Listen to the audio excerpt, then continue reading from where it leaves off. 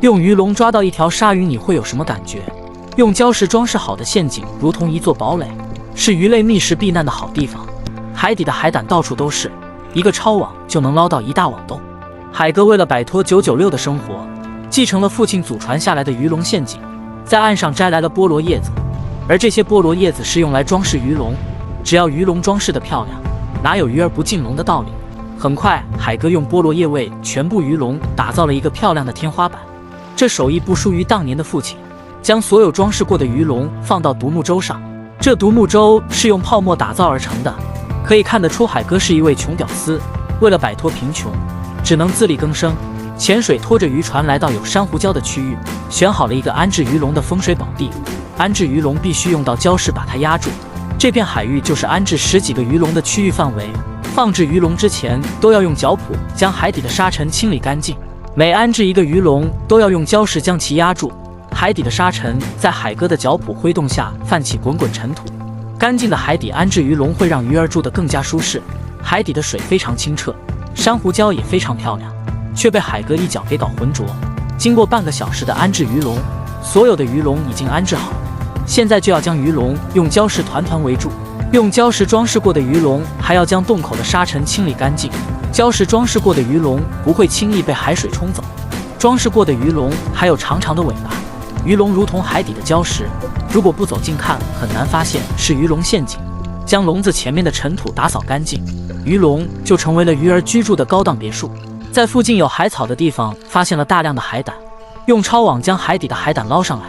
这一抄网的海胆确实有点多，海哥不断地晃动抄网，将海胆的针刺弄断。大量的海胆针刺从抄网流入海里，本来满满的海胆现在只有一半了。将海胆放到篮筐里，海哥拿着具有当地特色的脚蹼将海胆压碎。压碎过的海胆只有原先的1/3。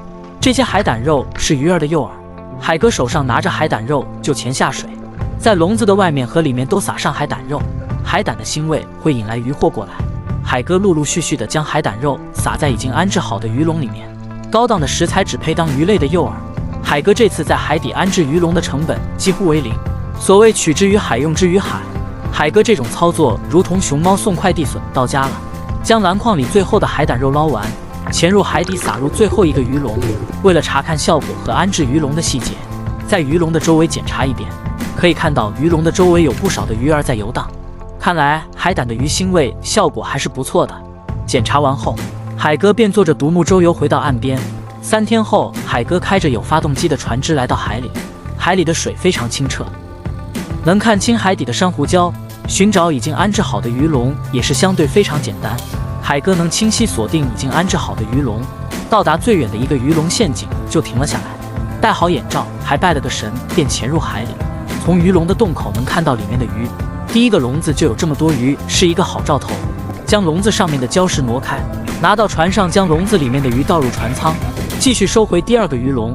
鱼笼里面的鱼都不是很大，最主要是笼子太小了。将笼子里面的鱼倒入船舱。对于安置和收集鱼笼确实要讲究学问，如同老太婆跳皮筋，非同儿戏。每解开一个鱼笼都是一次不错的收获。对于小的嘟噜蟹，海哥根本不放入眼里。继续收集鱼笼，这种鱼笼的设计非常巧妙，进去的鱼根本出不来。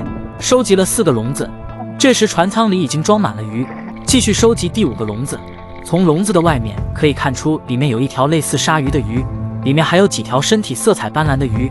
将笼子上面的礁石移开，拿着鱼笼就上去，将鱼笼出口的绳子解开，鱼类从笼子顺势而下，抓住刚才掉进船舱里的鲨鱼尾巴。鲨鱼不断地甩动自己的尾巴，海哥最终把它放入船舱，继续开船收集笼子。从笼子的外面可以看出里面有一条石斑鱼，放置3天的笼子外面已经布满了灰尘。